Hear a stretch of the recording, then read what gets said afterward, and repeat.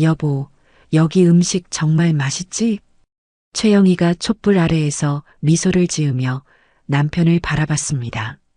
따뜻한 촛불이 그녀의 얼굴을 부드럽게 비추고 있었습니다. 마흔이 넘었지만 여전히 아름다운 여인이었습니다.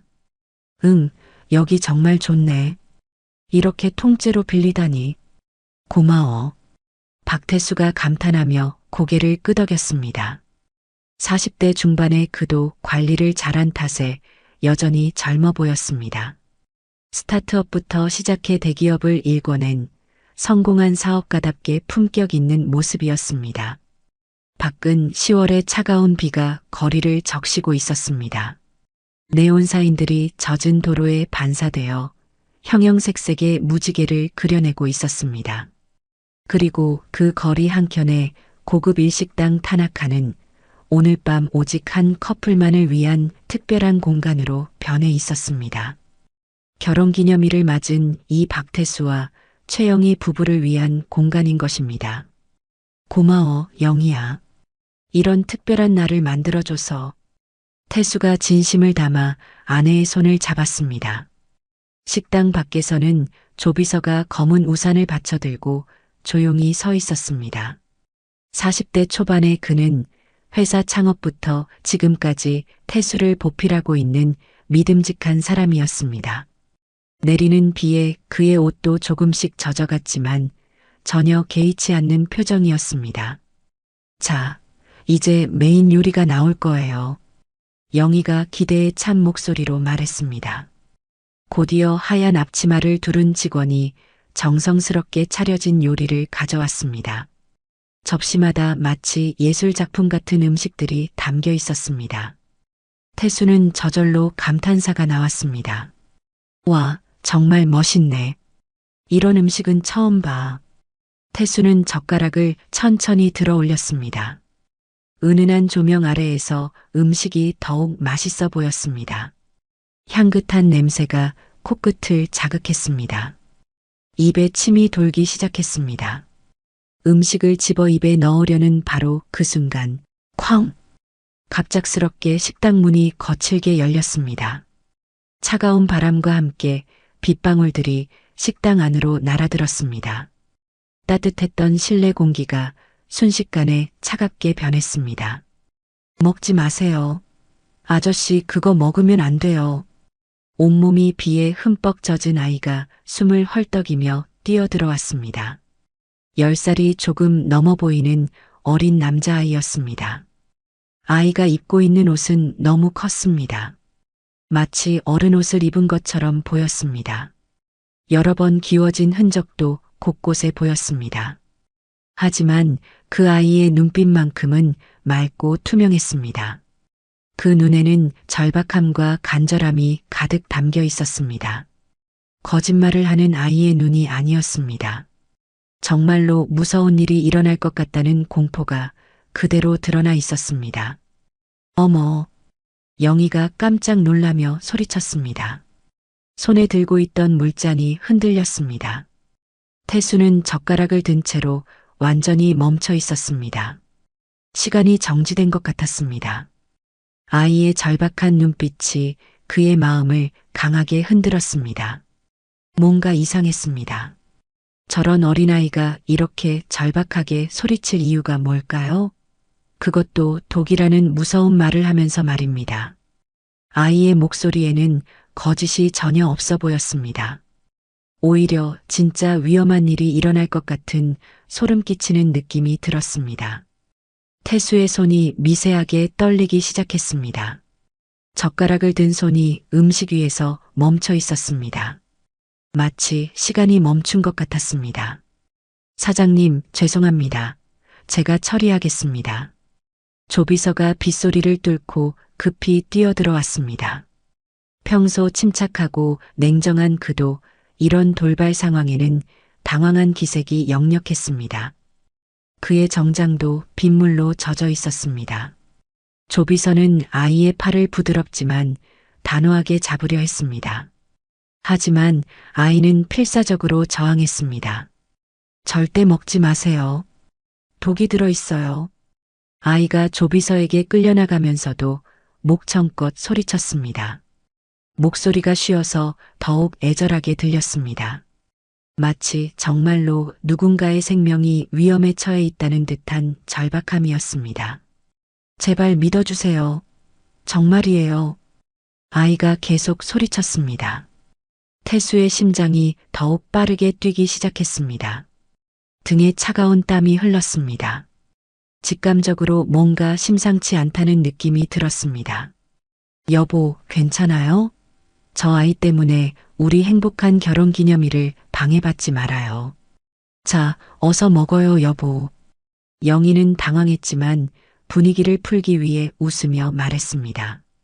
한 달 동안 정성스럽게 준비한 특별한 저녁이 이렇게 망가지는 것이 너무 속상했습니다. 하지만 태수의 손은 여전히 움직이지 않았습니다. 시간이 정지된 것 같았습니다. 문득 태수의 머릿속에 여러 가지 생각이 스쳤습니다. 정말 이 음식에 독이 있는 걸까? 하지만 그런 일이 나에게 왜 일어나는 거지? 누가 왜 그런 끔찍한 일을 하는 거지? 태수의 이마에 식은땀이 맺히기 시작했습니다. 심장 소리가 귓가에서 쿵쾅쿵쾅 울렸습니다. 조비서가 아이를 완전히 밖으로 끌어내려는 순간 태수가 갑자기 입을 열었습니다. 이제 다 먹은 것 같아. 나머지 음식은 포장해서 가져가자.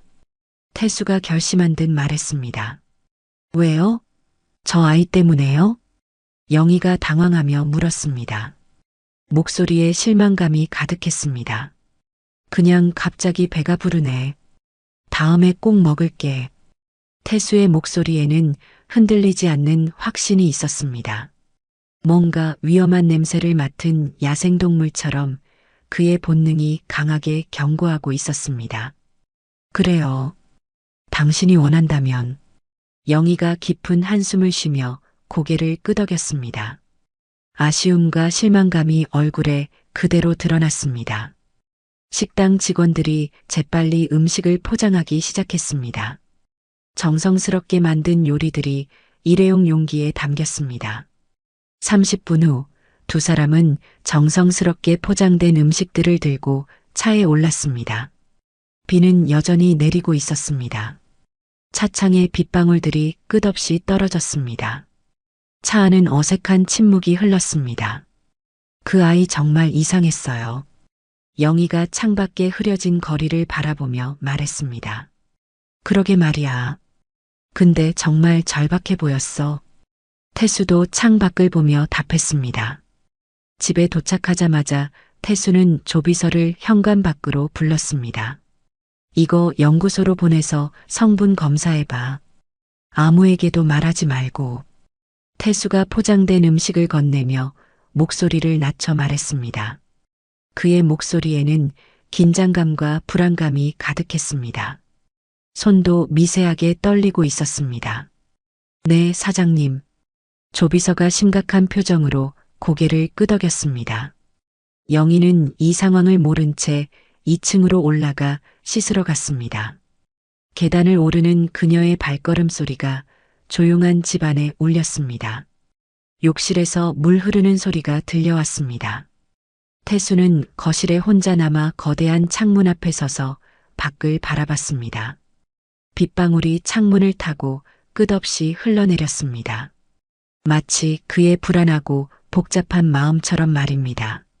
만약 그 아이의 말이 정말이라면 누가 왜 나를 죽이려 했을까? 태수의 등에 차가운 땀이 흘렀습니다. 심장이 빠르게 뛰는 소리가 조용한 거실에 울려 퍼지는 것 같았습니다. 시계를 보니 밤 10시가 넘어 있었습니다. 내일 아침이면 모든 것이 밝혀질 것입니다. 다음 날 아침, 시계를 보니 오전 7시였습니다. 평소보다 일찍 일어났지만 전혀 개운하지 않았습니다. 어젯밤의 일들이 꿈이었으면 좋겠다는 생각이 들었습니다. 세수를 하면서 거울 속 자신의 모습을 봤습니다. 눈 밑에 다크서클이 짙게 드리워져 있었습니다. 얼굴도 평소보다 훨씬 창백해 보였습니다. 하룻밤 사이에 10살은 늙은 것 같았습니다. 여보, 아침 드세요. 영희가 평소처럼 밝은 목소리로 불렀습니다. 그녀는 어제 일에 대해서는 더 이상 언급하지 않았습니다. 응, 지금 갈게. 태수가 대답했지만 목소리에는 생기가 없었습니다. 식욕도 전혀 없었습니다. 식탁에 앉아서도 음식이 목으로 넘어가지 않았습니다. 어제 그 아이가 말한 독이라는 단어가 계속 머릿속을 맴돌았습니다. 혹시 지금 먹고 있는 음식에도 뭔가 있는 건 아닐까? 이런 생각을 하는 자신이 한심하면서도 멈출 수가 없었습니다. 회사에 도착하자마자 태수는 조비서를 불렀습니다. 조비서가 사무실 문을 열고 들어오는 순간 태수의 심장이 빠르게 뛰기 시작했습니다. 사장님, 잘 주무셨습니까? 조비서가 평소처럼 정중하게 인사했습니다. 하지만 그의 표정은 평소와 달랐습니다. 뭔가 심각한 일이 있다는 것을 알 수 있었습니다. 어떻게 됐어? 결과 나왔어? 태수가 다급하게 물었습니다. 목소리가 떨리는 것을 감출 수 없었습니다. 조비서는 문을 닫고 태수에게 가까이 다가왔습니다. 주변에 아무도 듣고 있지 않다는 것을 확인한 후에 입을 열었습니다. 사장님, 음식에서 치명적인 독성 물질이 검출되었습니다. 그 말을 듣는 순간 태수의 머릿속이 하얘졌습니다. 심장이 멈춘 것 같았습니다. 확실해? 태수가 간신히 말을 꺼냈습니다. 목소리가 갈라졌습니다. 네, 연구소에서 3번이나 확인했습니다. 조비서가 말을 잇지 못했습니다. 태수는 의자에 주저앉았습니다. 다리에 힘이 빠졌습니다. 정말로 누군가 자신을 죽이려 했다는 것이 믿어지지 않았습니다. 그것도 결혼 기념일이라는 특별한 날의 말입니다. 왜 나를 죽이려 한 거지? 태수가 중얼거렸습니다. 머릿속이 복잡했습니다. 이런 일을 할 만한 사람이 누가 있을까? 회사 일로 원한을 가진 사람? 사업상 경쟁자? 최근 들어 태수의 사업이 급성장하면서 경쟁사들의 견제가 심해진 것이 떠올랐습니다. 아니면 영애? 사장님, 일단 그 아이를 찾아야겠습니다. 뭔가 알고 있을 거예요. 조비서가 제안했습니다. 그래, 그 아이를 찾아야겠어. 태수가 결심한 듯 말했습니다. 그 아이만이 유일한 단서였습니다. 이 시간 후, 조비서는 태수의 지시에 따라 어제 그 일식당으로 향했습니다. 일식당 타나카에 도착했을 때 조비서는 깜짝 놀랐습니다. 어제까지 영업하던 식당이 완전히 문을 닫은 것입니다. 문에는 휴업 안내문이 붙어 있었습니다. 안을 들여다보니 의자들이 모두 테이블 위에 올려져 있었습니다. 어제까지 멀쩡히 영업했는데 한순간에 조비서가 혼잣말을 했습니다. 조비서는 그 아이를 찾기 위해 주변을 돌아다니기 시작했습니다. 어제 그 아이가 어디서 왔는지, 어디에 있는지 전혀 알 수 없었습니다. 하지만 포기할 수는 없었습니다. 몇 시간을 헤매다가 지하철 근처에서 드디어 그 아이를 발견했습니다. 낡은 옷을 입고 길 한편에 앉아 있었습니다. 앞에는 작은 종이컵이 놓여 있었습니다. 국어를 하고 있는 것이었습니다. 혹시 어제 일식당에서? 조비서가 조심스럽게 다가가서 물었습니다. 아이가 고개를 들어 조비서를 봤습니다. 순간 놀란 표정을 지었지만 곧 안도의 표정으로 바뀌었습니다. 어제 그 아저씨 괜찮아요? 음식 안 드셨죠? 아이가 걱정스러운 목소리로 물었습니다. 진심으로 걱정하고 있다는 것이 느껴졌습니다. 응, 덕분에 괜찮아. 정말 고마워. 조비서가 따뜻하게 답했습니다. 다행이에요. 정말 다행이에요. 아이가 안도의 한숨을 쉬었습니다. 우리 사장님이 너를 만나고 싶어 하셔. 같이 가줄래? 조비서가 부드럽게 제안했습니다. 아이는 잠깐 망설였습니다. 낯선 어른들을 쉽게 믿기는 어려웠을 것입니다. 하지만 이내 고개를 끄덕였습니다. 네, 갈게요. 1시간 후 조비서가 준혁을 사무실로 데려왔습니다. 넓고 고급스러운 사무실에 들어선 아이는 눈을 크게 뜨고 주변을 둘러봤습니다. 이런 곳에 와본 적이 없었나 봅니다. 태수는 책상에서 일어나 아이에게 천천히 다가갔습니다. 어제 저녁 촛불 아래에서 잠깐 본 것과는 달리 밝은 사무실에서 제대로 보니 아이의 모습이 더욱 선명하게 보였습니다. 키는 또래보다 작아 보였고 몸도 많이 말라 있었습니다. 하지만 눈빛만큼은 정말 맑고 투명했습니다. 태수는 이상한 느낌이 들었습니다.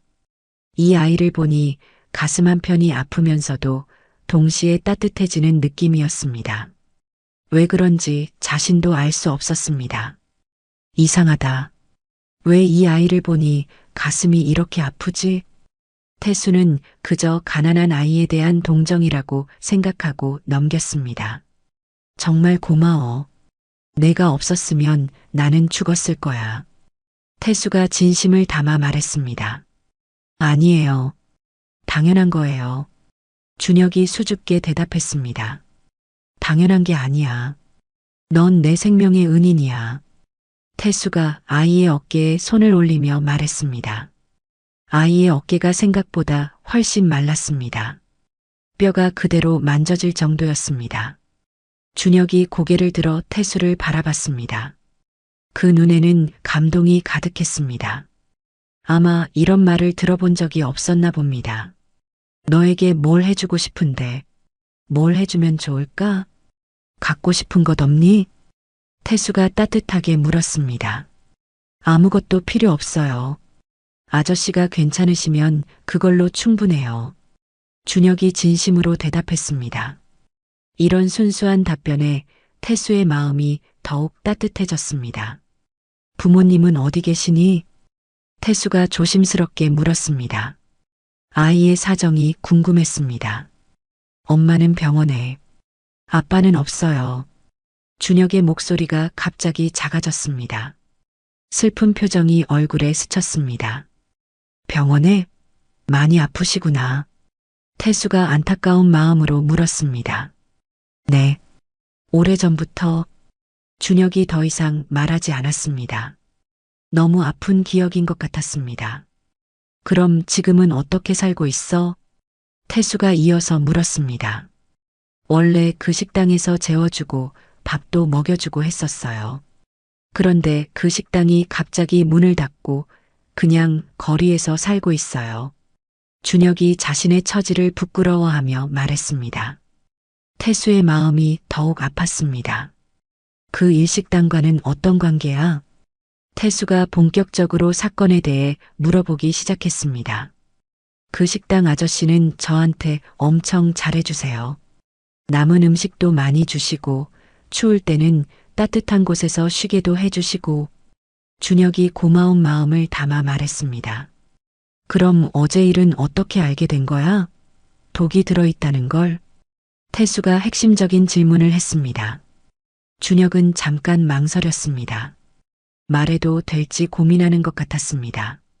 문 너머로 들었어요. 여자 목소리가. 준혁이 조심스럽게 말했습니다. 뭐라고 했는데? 태수가 더욱 집중해서 물었습니다.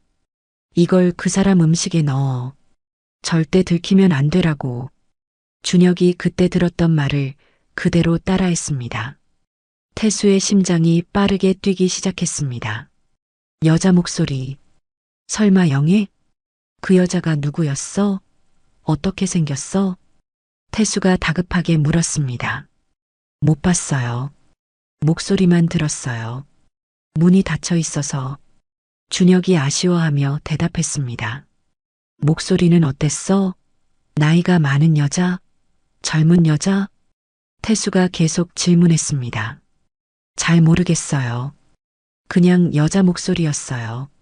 준혁이 더 이상 기억나지 않는다는 표정을 지었습니다. 태수는 아쉬웠지만 더 이상 추궁하지 않았습니다. 정말 고맙다. 태수가 진심으로 감사를 표했습니다. 그런데 태수가 잠깐 생각하더니 입을 열었습니다. 지금 갈 곳 없어 보이는데 내가 지낼 곳을 마련해 줄 테니까 내가 시키는 일을 하나 해줄 수 있니? 태수가 제안했습니다. 준혁의 눈이 동그랗게 커졌습니다. 믿을 수 없다는 표정이었습니다. 정말요? 좋아요. 저 뭘 하면 돼요? 준혁이 기대에 찬 목소리로 물었습니다. 어려운 일 아니야. 태수가 따뜻한 미소를 지으며 답했습니다. 그러면서 태수는 마음속으로 계획을 세우고 있었습니다. 이 아이를 통해 더 많은 정보를 얻을 수 있을 것 같았습니다. 그리고 무엇보다 이 아이가 혼자 길거리에서 사는 것을 그냥 놔둘 수 없었습니다. 일단 깨끗하게 씻고 새 옷부터 사자. 태수가 준혁의 너무 큰 옷을 보며 말했습니다. 아니에요. 이거면 충분해요. 준혁이 당황하며 손사래를 쳤습니다. 내가 사주고 싶어서 그래. 어른이 이렇게 말하면 알겠습니다. 하는 거야 알겠지? 태수가 단호하게 말했습니다. 1시간 후 태수는 준혁을 데리고 백화점으로 갔습니다. 티셔츠, 바지, 양말까지 모든 것을 새로 사줬습니다. 준혁은 처음 받아보는 새 옷들을 소중하게 만지며 눈물을 글썽였습니다. 정말 제가 가져도 돼요? 준혁이 떨리는 목소리로 물었습니다. 당연하지. 태수가 마음이 따뜻해지며 답했습니다. 이 아이의 순수한 반응이 그의 마음을 울렸습니다. 새 옷으로 갈아입은 준혁은 완전히 다른 아이 같았습니다. 깨끗하게 씻고 제 사이즈 옷을 입으니 정말 깔끔하고 귀여운 아이였습니다. 이제 내 부탁을 들어줄 수 있겠니? 태수가 물었습니다. 네, 뭐든지 시켜주세요. 준혁이 힘차게 대답했습니다.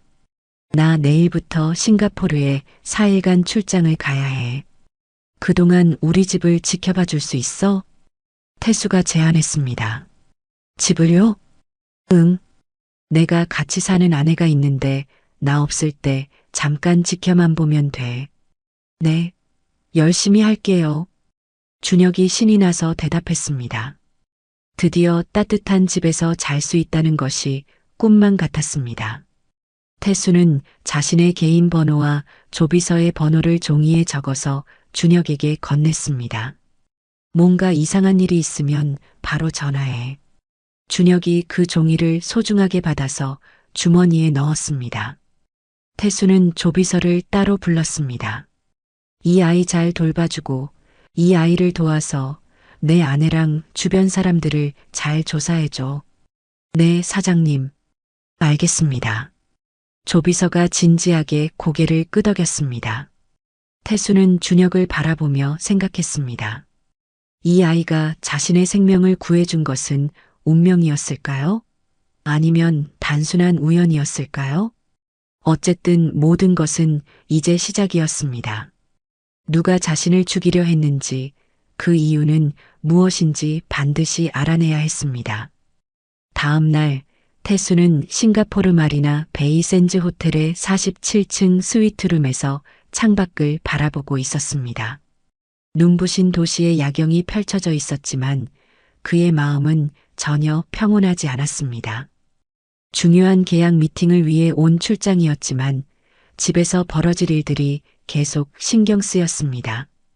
핸드폰을 손에 쥐고 준혁에게서 연락이 올 때까지 기다리고 있었습니다.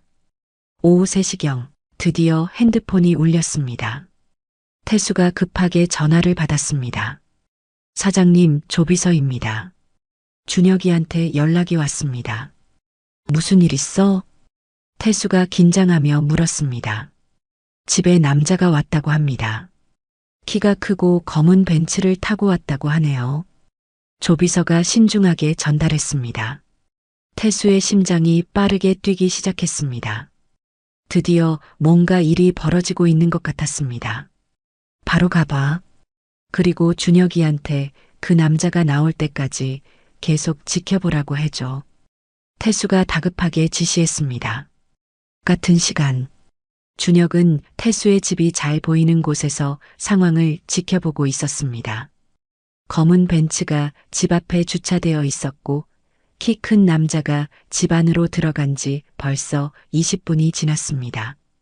준혁은 조비서가 시킨 대로 계속 지켜보고 있었습니다. 회장님이 자신을 믿고 집을 맡겨준 것이니까 열심히 해야 했습니다. 핸드폰이 울렸습니다. 조비서였습니다. 준혁아, 나야. 지금 상황이 어떻게 되고 있어? 아직 안 나왔어요. 계속 안에 있어요. 준혁이 작은 목소리로 대답했습니다. 내가 지금 갈 테니까 그 남자가 나올 때까지 지켜봐. 나올 때 바로 연락해. 네. 계속 보고 있을게요. 준혁이 힘차게 대답했습니다. 20분 후 조비서는 태수의 집 근처에 도착해서 적당한 거리에 차를 주차했습니다. 집을 직접 볼 수 있으면서도 들키지 않을 위치였습니다. 검은 벤츠가 여전히 거기 있는 것을 확인했습니다. 그때 준혁에게서 전화가 왔습니다. 나왔어요. 지금 차 타고 가요. 준혁이 흥분한 목소리로 말했습니다. 알겠어. 내가 따라가 볼게. 조비서가 대답하며 시동을 걸었습니다. 검은 벤츠가 천천히 출발했습니다. 조비서는 적당한 거리를 두고 따라가기 시작했습니다. 벤츠는 강남 방향으로 향했습니다. 신호등에서 멈춰 설 때마다 조비서는 긴장했습니다. 들킬까봐 걱정되었습니다. 1시간 정도 달린 후 벤츠는 외곽의 한적한 주차장으로 들어갔습니다. 주변엔 작은 건물 외에 아무것도 없었습니다. 조비서는 조금 떨어진 곳에 차를 주차하고 지켜봤습니다. 벤츠에서 내린 남자의 모습을 제대로 보려고 했지만 거리가 너무 멀었습니다. 잠시 후 또 다른 차가 도착했습니다. 하얀색 포르쉐였습니다. 그 차에서 내린 사람을 보고 조비서는 깜짝 놀랐습니다. 태수의 아내 영희였습니다. 잠시 후 영희는 검은 벤츠 쪽으로 걸어가서 그 남자와 만났습니다. 두 사람은 서로를 보자마자 자연스럽게 껴안았습니다. 그것도 아주 친밀하게 말입니다. 조비서의 심장이 빠르게 뛰기 시작했습니다. 이건 그냥 친구 사이의 포옹이 아니었습니다. 두 사람은 벤츠 안으로 들어갔습니다. 조비서는 더 가까이 가고 싶었지만 들킬 위험이 있어서 핸드폰을 꺼냈습니다. 핸드폰 카메라로 확대해서 본 조비서는 충격적인 장면을 목격했습니다. 차 안에서 두 사람이 키스하고 있는 것이었습니다. 그것도 아주 깊고 진한 키스였습니다. 마치 오랫동안 사랑해온 연인처럼 말입니다. 더 충격적인 것은 그 남자가 누구인지 알아본 순간이었습니다. 바로 박정우였습니다. 그는 태수의 친동생이자 회사의 부사장이었습니다. 조비서는 눈을 의심했습니다.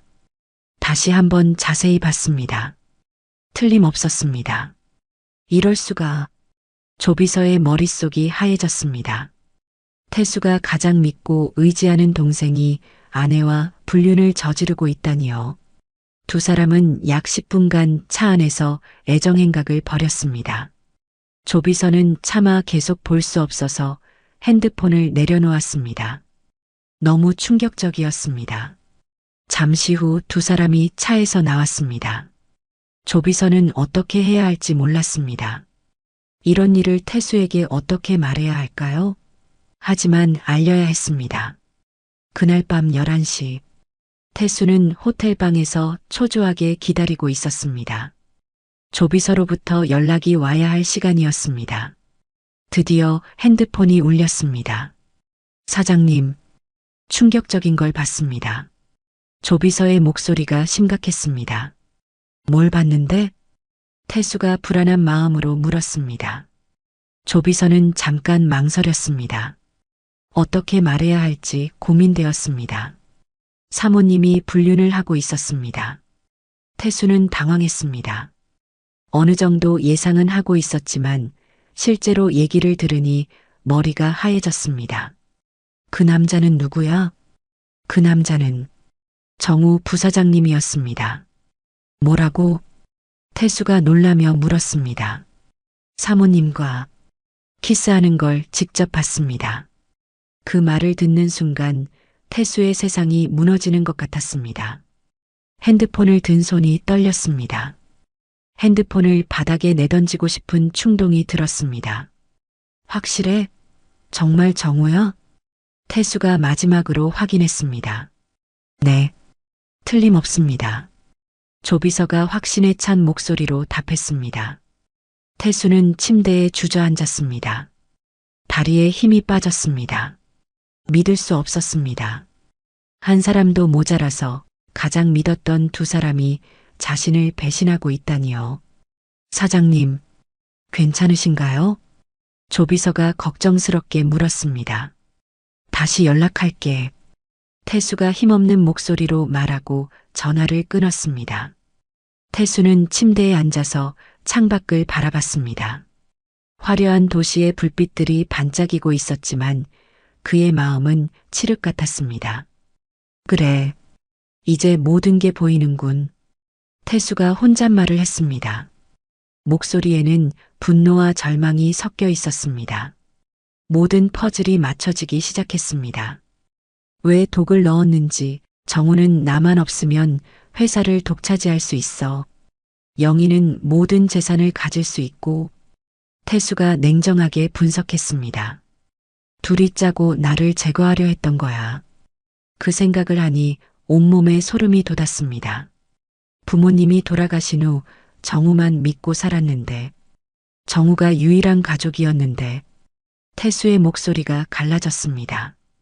정우에게 부사장 자리를 맡긴 것도, 회사 경영에 참여시킨 것도 정우를 가장 믿었기 때문이었습니다.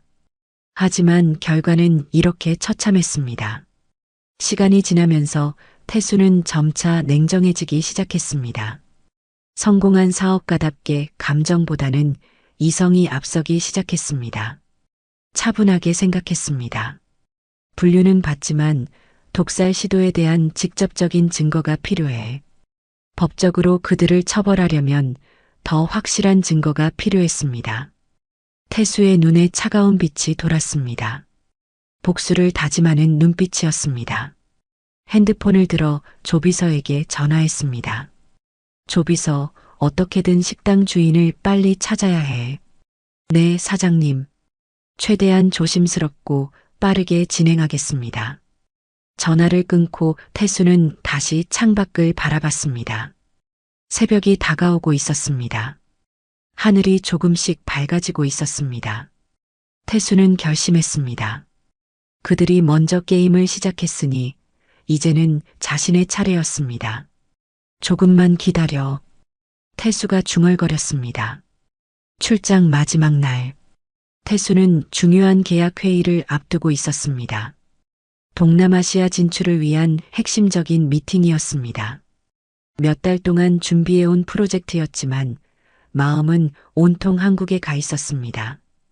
회의실에서 싱가포르 파트너들과 마지막 계약 조건을 점검하고 있을 때 핸드폰이 울렸습니다. 준혁의 번호였습니다. 잠시만 실례하겠습니다. 태수가 회의 참석자들에게 양해를 구하고 복도로 나갔습니다. 준혁아, 무슨 일이야? 회장님, 식당 아저씨 찾았어요. 준혁의 목소리에 흥분이 가득했습니다. 정말? 어디서? 태수의 심장이 빠르게 뛰기 시작했습니다. 근처 골목에서 우연히 봤어요. 제가 찾아갈게요. 준혁이 신이 나서 말했습니다. 아니야, 혼자 가면 안 돼. 위험할 수 있어. 태수가 걱정스럽게 말했습니다. 하지만 이미 준혁은 전화를 끊고 뛰어가고 있었습니다. 같은 시간. 아저씨. 준혁이 식당 아저씨를 본 반가운 마음에 뒤에서 소리쳤습니다. 김 사장은 그 목소리를 듣고 깜짝 놀라며 뒤돌아봤습니다. 준혁의 모습을 보자 순간 얼굴이 새파래졌습니다. 마치 죽은 사람을 본 것 같은 표정이었습니다. 입을 벌린 채로 말이 나오지 않았습니다. 아, 아니야. 안 돼. 김 사장이 갑자기 비명을 지르며 뒷걸음질 쳤습니다. 너무 놀란 나머지 균형을 잃고 그 자리에서 쓰러졌습니다. 아저씨, 준혁이 급하게 달려가서 김 사장을 흔들었습니다. 손으로 김 사장의 이마를 만져보니 식은땀이 흘러내리고 있었습니다. 아저씨, 괜찮아요? 준혁이 걱정스럽게 김 사장의 뺨을 가볍게 두드렸습니다. 몇 분 후 김 사장이 천천히 눈을 떴습니다. 처음에는 초점이 맞지 않았지만 점차 또렷해졌습니다. 준혁의 얼굴을 보자 다시 한번 놀란 표정을 지었습니다. 준혁이, 정말 준혁이구나. 살아있구나. 김 사장이 떨리는 목소리로 중얼거렸습니다. 마치 유령을 본 것처럼 계속 준혁을 바라봤습니다.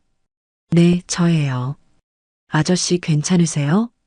준혁이 김 사장을 일으켜 세우려고 했습니다. 살려줘. 제발 살려줘. 김 사장이 갑자기 준혁의 팔을 붙잡으며 애원했습니다. 눈에는 극도의 공포가 담겨 있었습니다. 아저씨, 무슨 일이에요? 준혁이 당황하며 물었습니다. 예전에 자신에게 그렇게 친절했던 김 사장이 이렇게 변한 것이 너무 충격적이었습니다. 그들이 날 죽이려고 해. 김 사장이 주변을 두리번거리며 속삭였습니다. 누가요? 준혁이 더욱 걱정스럽게 물었습니다. 그때 골목 입구에서 발걸음 소리가 들렸습니다. 천천히 하지만 확신에 찬 발걸음이었습니다. 검은 옷을 입고 검은 모자를 쓴 남자가 골목으로 들어왔습니다. 키가 크고 건장한 체격이었습니다. 얼굴 한쪽에는 낡은 흉터가 있었고 눈빛은 차갑고 무표정했습니다. 마치 기계처럼 감정이 없어 보였습니다. 김 사장은 그 남자를 보자 완전히 공포에 질렸습니다. 온몸이 떨리기 시작했습니다. 드디어 찾았군. 그 남자가 김 사장을 보며 차갑게 말했습니다. 목소리에는 어떤 감정도 없었습니다. 아니야. 제발. 김 사장이 떨며 애원했습니다. 무릎이 꺾여서 바닥에 주저앉았습니다. 남자가 재킷 안으로 손을 넣었습니다. 뭔가 위험한 것을 꺼내려는 것 같았습니다. 준혁은 상황을 정확히 이해하지 못했지만 본능적으로 극도의 위험을 느꼈습니다. 그 순간 그 남성은 준혁의 머리를 단단한 것으로 내리쳤습니다. 준혁이 작은 신음을 내며 그 자리에 쓰러졌습니다. 머리에서 피가 흘러내렸습니다. 이제 당신 차례군. 남자가 김 사장에게 다가갔습니다. 바로 그때였습니다. 거기서 조비서의 목소리가 골목 끝에서 울렸습니다. 그와 함께 2명의 경호원이 더 나타났습니다. 조비서는 준혁의 연락을 받고 즉시 준혁을 찾고 있었습니다. 조비서가 쓰러진 준혁을 보고 달려왔습니다. 검은 복장의 남자는 갑작스러운 상황에 도주하기 시작했습니다. 놈을 잡아. 조비서가 경호원들에게 지시했습니다. 준혁아, 정신 차려. 조비서가 준혁을 안고 흔들었습니다. 머리에서 나는 피를 보고 급하게 119에 신고했습니다. 조비서는 급하게 태수에게 전화했습니다.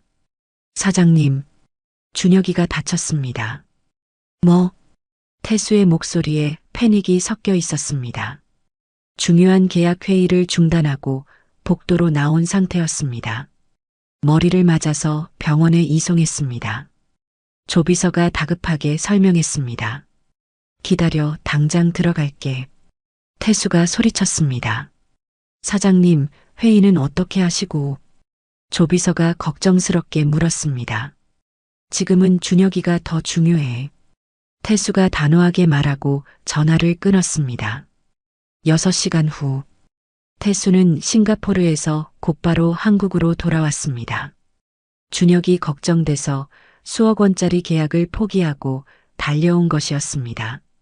병원에 도착했을 때 준혁은 이미 수술을 마치고 병실에 누워 있었습니다. 머리에 붕대가 감겨 있었고 얼굴은 창백했습니다. 태수는 준혁의 침상 옆에 앉아서 밤새 지켰습니다. 새벽 6시경 준혁이 천천히 눈을 떴습니다. 아저씨, 왜 여기에? 준혁이 약한 목소리로 중얼거렸습니다. 바보야. 내가 조심하라고 했지.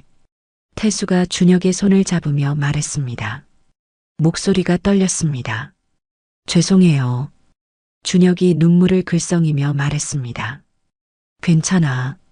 내가 미안하다. 너한테 이런 위험한 일을 맡기고.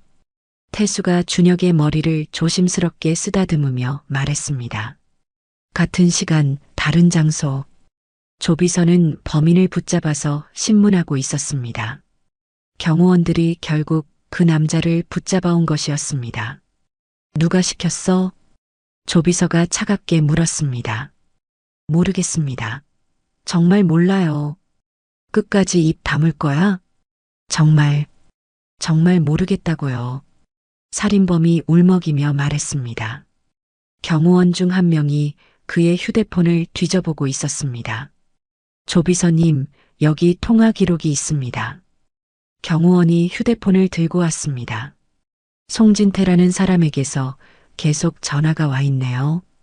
조비서가 그 이름을 듣고 깜짝 놀랐습니다. 조비서는 즉시 태수에게 보고했습니다.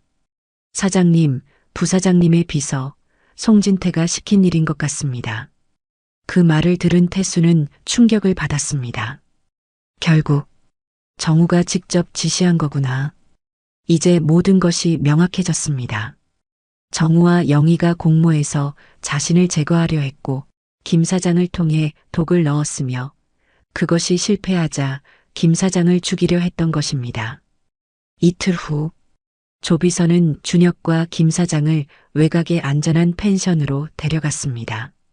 왜 그런 짓을 했어? 준혁이 말로는 당신이 그럴 사람이 아니라던데? 왜 내 음식에 독을 넣은 거지? 태수가 김 사장을 바라보며 물었습니다. 김 사장이 고개를 숙이며 말했습니다. 가게가 너무 어려워졌어요. 빚도 많고 코로나 때문에 손님도 없고 그래서 어쩔 수 없이. 김 사장이 눈물을 흘리며 말했습니다. 정말 죄송합니다. 김 사장이 무릎을 꿇으며 사죄했습니다.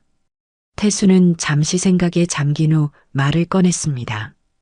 그래, 용서는 해주겠어. 대신 조건이 있어. 뭐든지 하겠습니다. 김 사장이 간절하게 대답했습니다. 누가 얼마를 줬는지, 어떤 독을 쓰라고 했는지 모든 증거를 줘. 통화 녹음이 있다면 그것도. 네, 모든 증거를 드리겠습니다.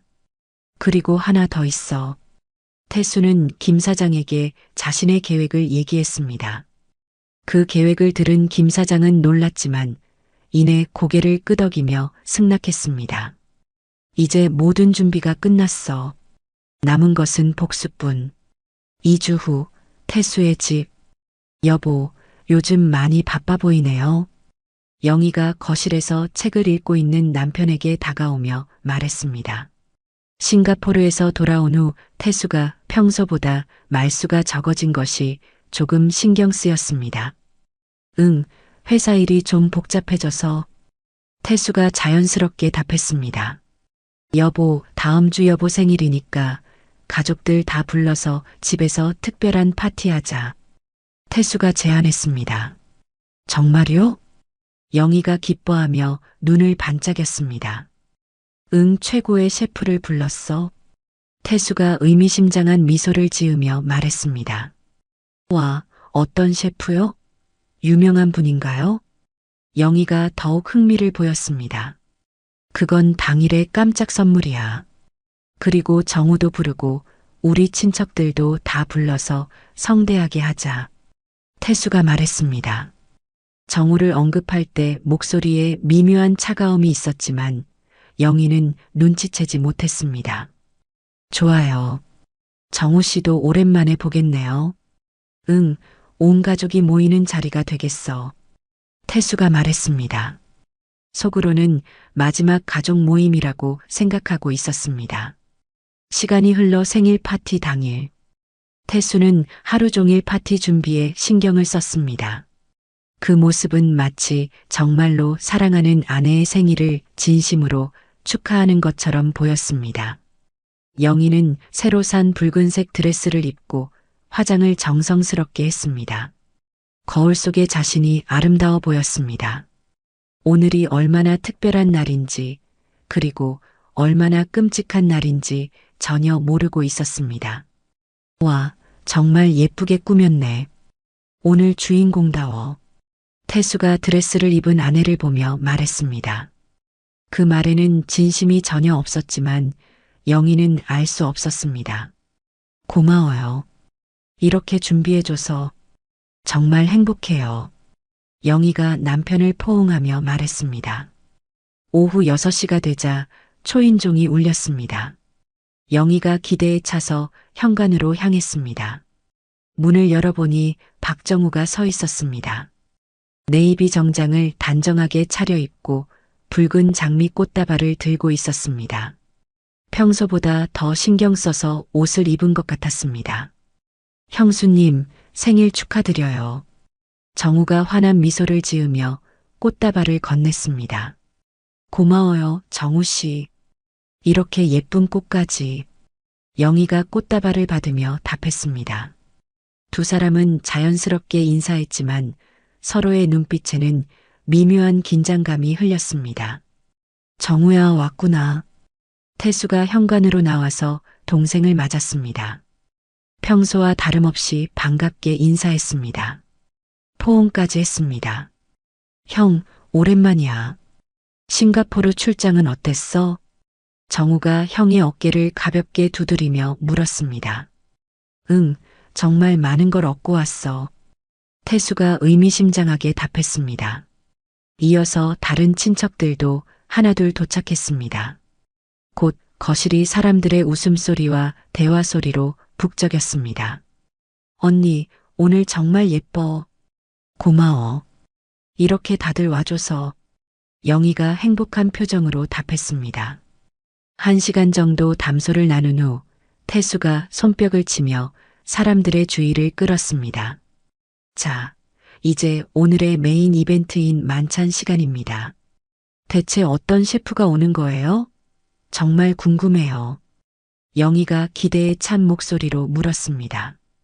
혹시 TV에 나오는 유명한 셰프인가요? 자, 셰프님 들어오세요. 태수가 주방 쪽을 향해 큰 소리로 불렀습니다.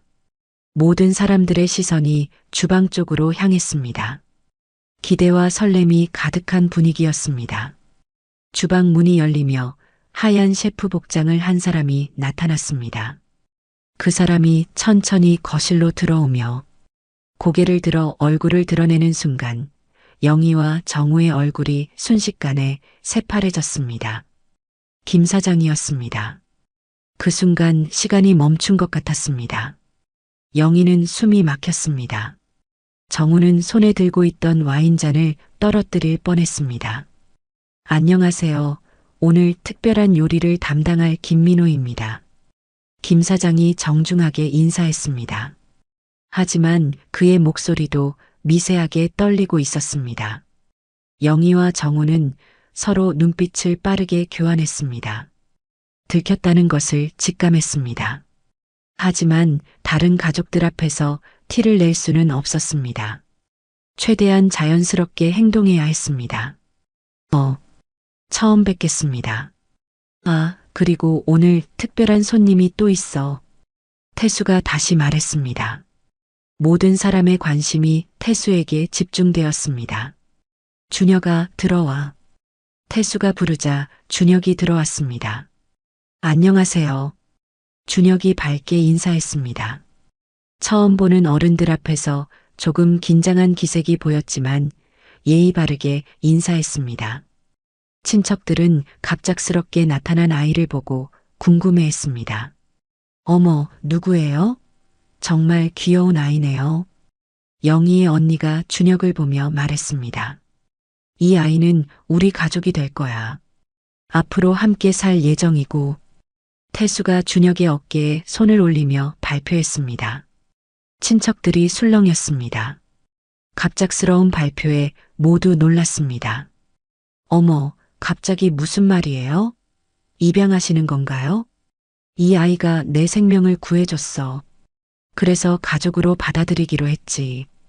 태수가 설명했습니다. 생명을 구했다고요? 어떻게요? 그건 잠시 후에 자세히 이야기해 줄게. 태수가 의미심장하게 답했습니다. 자, 그럼 이제 식사를 시작하기 전에 특별한 이야기가 있어. 태수가 진지한 표정으로 말했습니다. 무슨 이야기인데요? 영희가 불안한 마음으로 물었습니다. 목소리가 떨렸습니다. 영희야, 이분이 우리 결혼기념일 때 요리해 주셨던 분이야. 기억나지? 태수가 김 사장을 가리키며 말했습니다. 영희와 정우의 얼굴이 더욱 창백해졌습니다. 이제 정말로 끝이라는 것을 깨달았습니다. 그날 정말 특별한 일이 있었지. 태수가 냉소적인 미소를 지으며 말을 이어갔습니다. 친척들은 무슨 일인지 모르지만 분위기가 심상치 않다는 것을 느꼈습니다. 그날 밤 누군가 내 음식에 독을 넣었어. 태수가 차분하지만 단호한 목소리로 폭탄 발언을 했습니다. 뭐라고요? 친척들이 일제히 놀라며 소리쳤습니다. 독? 그게 무슨 말이에요? 말 그대로야. 살인 미수였지. 만약 이 아이가 없었다면 나는 죽었을 거야. 태수가 준혁을 가리키며 말했습니다. 그리고 그 배후에는 태수가 정우와 영희를 번갈아 보며 말했습니다. 내가 가장 믿었던 사람들이 있었어. 분위기가 급속도로 얼어붙었습니다. 여기 모든 증거가 있어. 태수가 서류 봉투를 테이블에 올려놓았습니다. 그리고 이 둘이 불륜관계라는 것도 확인했어. 이 말에 친척들이 더욱 경악했습니다. 상상도 못한 일이었습니다. 영희는 더 이상 버틸 수 없었습니다. 다리에 힘이 빠져서 의자에 주저앉았습니다. 여보, 이건 오해예요. 영희가 절망적인 목소리로 애원했습니다. 눈에서 눈물이 흘러내렸습니다. 형, 잠깐만. 설명할 기회를 줘. 이건 정말. 정우도 당황하며 변명하려 했습니다. 얼굴이 새하얗게 질렸습니다. 이제 변명은 필요 없어. 태수가 차갑게 말했습니다. 15년간 믿었던 동생과 그동안 사랑했던 아내를 바라보는 눈빛에는 더 이상 정이 없었습니다. 바로 그때 현관 초인종이 울렸습니다. 조비서가 문을 열자 경찰관들이 들어왔습니다. 미리 연락해둔 것이었습니다. 박정우 씨, 최영희 씨 맞습니까? 살인 미수 및 공모 혐의로 체포합니다. 경찰관이 수갑을 꺼내며 공식적으로 통고했습니다. 안 돼. 이건 함정이야. 형이 나를 함정에 빠뜨렸어. 정우가 소리쳤지만 이미 늦었습니다. 수갑이 채워졌습니다. 영희는 절망에 빠져 완전히 무너졌습니다. 친척들은 충격에 빠져 아무 말도 하지 못했습니다. 생일 파티가 이런 끔찍한 폭로의 장이 될 줄은 꿈에도 몰랐습니다. 다음 날 태수는 회사 전 임직원을 대상으로 긴급회의를 소집했습니다. 어제 일어난 일을 공식적으로 발표해야 했습니다. 어제 박정우 부사장이 살인 미수 혐의로 체포되었습니다. 직원들이 술렁였습니다. 정우 부사장은 즉시 해임됩니다. 그리고 관련된 모든 업무는 제가 직접 인수하겠습니다. 태수가 계속 말했습니다. 회사 경영에는 차질이 없도록 하겠습니다. 모든 프로젝트는 예정대로 진행됩니다. 직원들은 충격에 빠져 있었지만 CEO의 확고한 의지를 느낄 수 있었습니다. 모든 일이 끝난 후 집에는 태수와 준혁만 남았습니다. 어제까지 화려했던 생일 파티 장식들은 모두 치워졌습니다.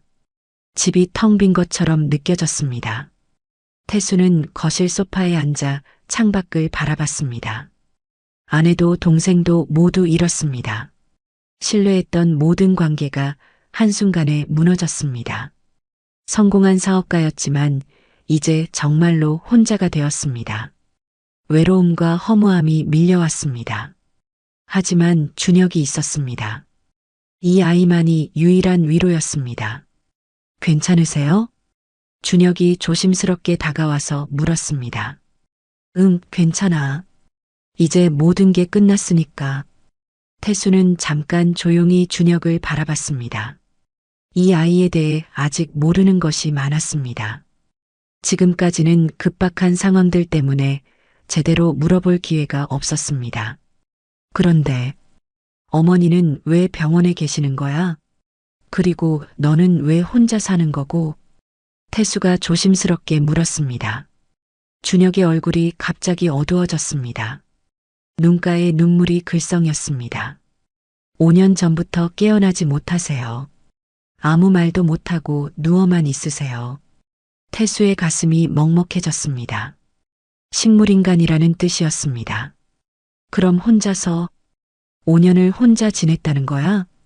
태수가 더욱 안타까워하며 물었습니다. 아니요. 처음엔 외삼촌 집에서 살았는데 거기서 너무 힘들었어요. 준혁이 고개를 숙이며 말했습니다. 어떻게 힘들었는데? 태수가 더 자세히 물었습니다. 외숙모가 저희 엄마 병원비 때문에 너무 힘들다고 맨날 소리 지르고 맨날 때리고 밥도 제대로 안 주시고. 준혁이 떨리는 목소리로 말했습니다. 그때의 아픈 기억들이 떠올랐습니다. 태수의 마음이 더욱 아팠습니다. 그래서 나온 거야? 태수가 더욱 안타까워하며 물었습니다. 네. 거기 있으면 맨날 맞기만 했어요. 그래서 나와서 살았어요. 다행히 일식당에서 저를 잘 보살펴 주셨고요. 태수는 마음속으로 생각했습니다. 이 아이가 얼마나 외롭고 힘들었을까. 고생 많았지? 앞으론 내가 너를 책임질게. 그리고 너희 어머니 병원비도 내가 책임질 테니까 걱정 마. 내일 우리 병원에 같이 가서 인사드리자. 태수가 따뜻하게 제안했습니다. 준혁의 눈이 동그랗게 커졌습니다.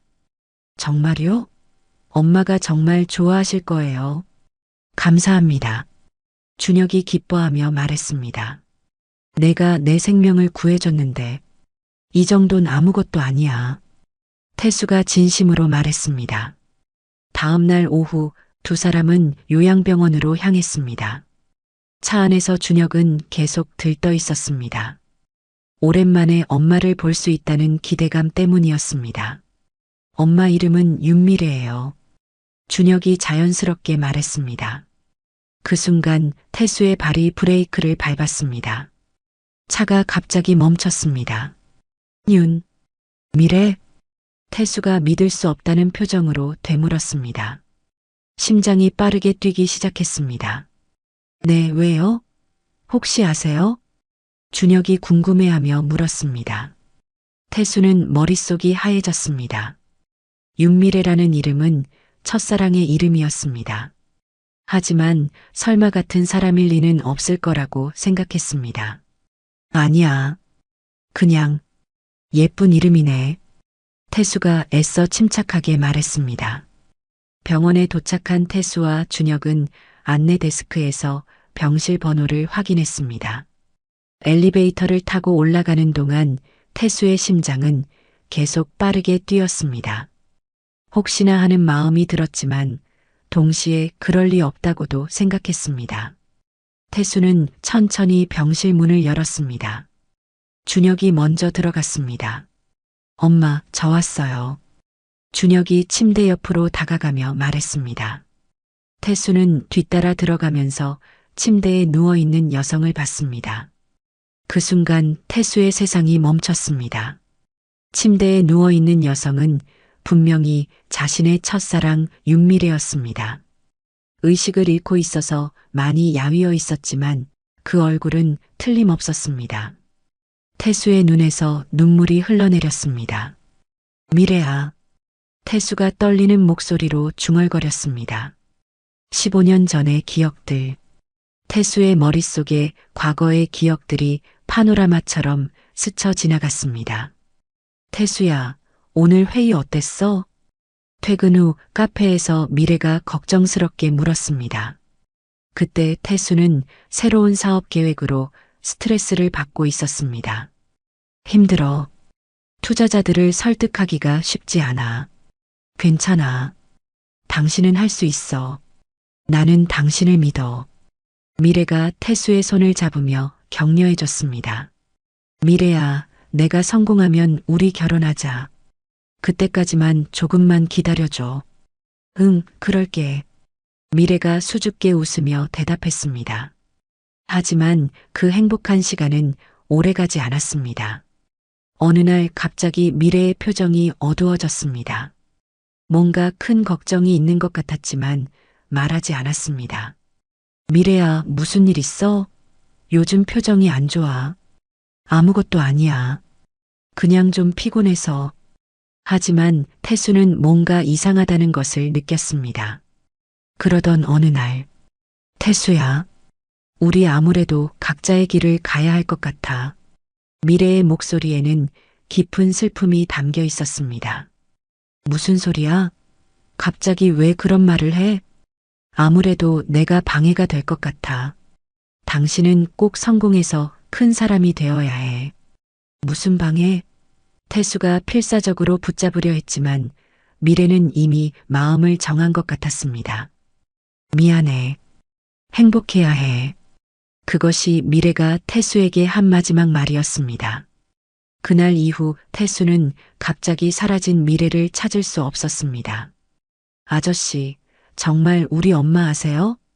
준혁의 목소리에 태수는 현실로 돌아왔습니다. 태수는 준혁을 자세히 봤습니다. 이제 보니 정말 많이 닮았습니다. 눈매, 코, 입술. 자신의 어린 시절 사진과 똑같았습니다. 준혁아, 태수가 조심스럽게 말을 꺼냈습니다. 너, 몇 살이야? 13살이요.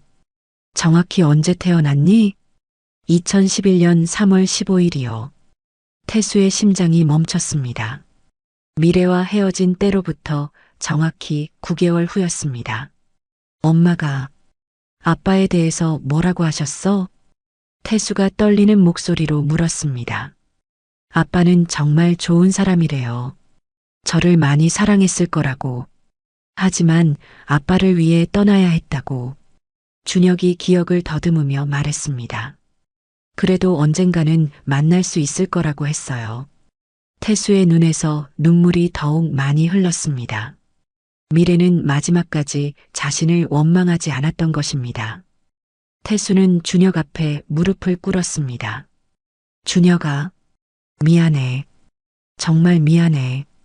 왜 미안해 하세요? 준혁이 당황하며 물었습니다. 나는 내 아빠야. 태수가 떨리는 목소리로 고백했습니다. 준혁의 눈이 동그랗게 커졌습니다. 믿을 수 없다는 표정이었습니다. 미래는 내 첫사랑이었어. 하지만 그때 나는 몰랐어. 너를 가졌다는 걸. 태수가 준혁의 손을 잡으며 말했습니다. 만약 알았다면 절대 떠나지 않았을 거야. 엄마와 너를 혼자 두지 않았을 거야. 준혁은 아직 상황을 완전히 이해하지 못했습니다. 하지만 태수의 진심은 느낄 수 있었습니다. 정말 제 아빠예요? 응, 아빠야. 태수가 준혁을 끌어안았습니다. 준혁도 태수를 안았습니다. 아빠. 준혁이 처음으로 태수를 아빠라고 불렀습니다.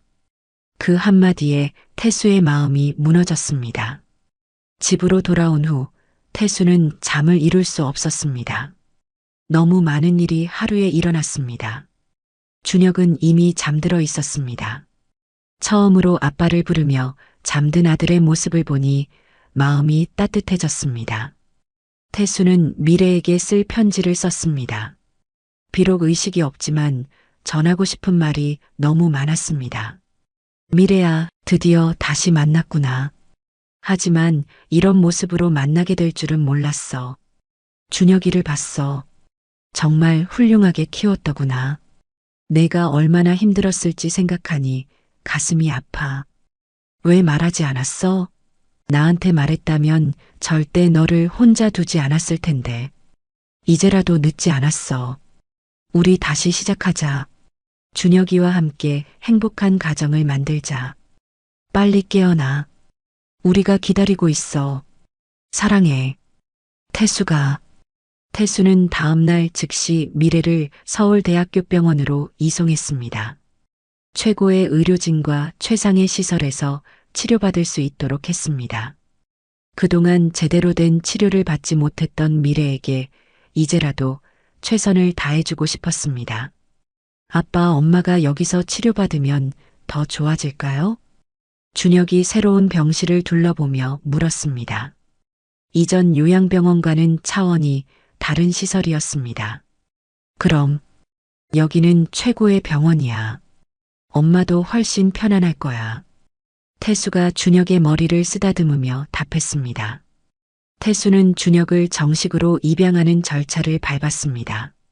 DNA 검사 결과 친부자 관계 이미 확인되었고 법원에서도 입양을 허가했습니다. 이제 준혁은 법적으로도 박준혁이 되었습니다.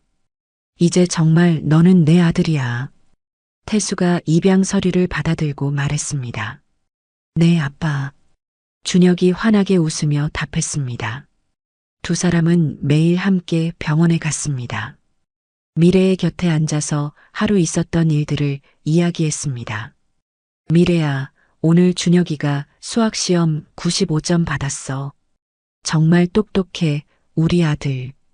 태수가 자랑스럽게 말했습니다. 엄마, 아빠가 요리 배우고 있어요. 처음엔 정말 맛없었는데 이제 조금 먹을 만해졌어요. 준혁이도 웃으며 이야기했습니다. 야, 조금이 아니라 많이 늘었다고 해야지. 태수가 장난스럽게 준혁을 꼬집었습니다. 이런 일상들이 쌓여가면서 두 사람은 진짜 부자가 되어갔습니다. 태수는 그동안 놓쳤던 아버지 역할을 배워갔고 준혁은 처음으로 아버지의 사랑을 느꼈습니다. 그렇게 1년이 지난 어느 날 밤, 태수는 미래에게 긴 편지를 썼습니다. 미래야, 그동안 정말 많은 일이 있었어. 준혁이를 정식으로 입양했고 이제 진짜 가족이 되었어. 나는 늦었지만 아버지가 되어가고 있어. 처음엔 서툴렀지만 조금씩 배워가고 있어. 우리는 매일 내 곁에서 너에게 말을 걸고 있어. 오늘 있었던 일들, 재미있었던 일들, 때로는 힘들었던 일들도 언젠가 내가 깨어나면 우리가 함께 보낸 모든 순간들을 다시 들려줄게. 그때까지 우리는 잘 살아갈 거야. 준혁이와 함께 행복한 추억을 많이 만들고 내가 자랑스러워할 아빠가 되도록 노력할게. 그러니까 미래야, 우리를 믿고 편안히 쉬어. 그래야 빨리 회복돼서 깨어날 수 있잖아. 그날이 오면 나는 너를 꼭 안아줄 거야. 그리고 말할 거야. 그동안 고마웠다고. 앞으로 내가 행복하게 해줄 거라고. 사랑해.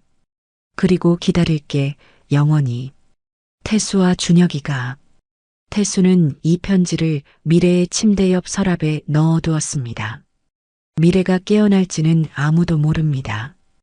의사들도 확답을 주지 못합니다. 기적이 일어날 수도 있고 계속 이 상태로 있을 수도 있습니다. 하지만 태수와 준혁은 희망을 잃지 않고 살아갑니다. 언젠간 모든 가족이 함께할 그날을 기다리면서요. 지금까지 태수와 준혁의 이야기를 들어주셔서 감사합니다. 이 이야기가 여러분의 행복에 조금이나마 도움이 됐으면 합니다. 오늘도 건강한 하루 보내세요. 구름 같은 이야기였습니다. 감사합니다.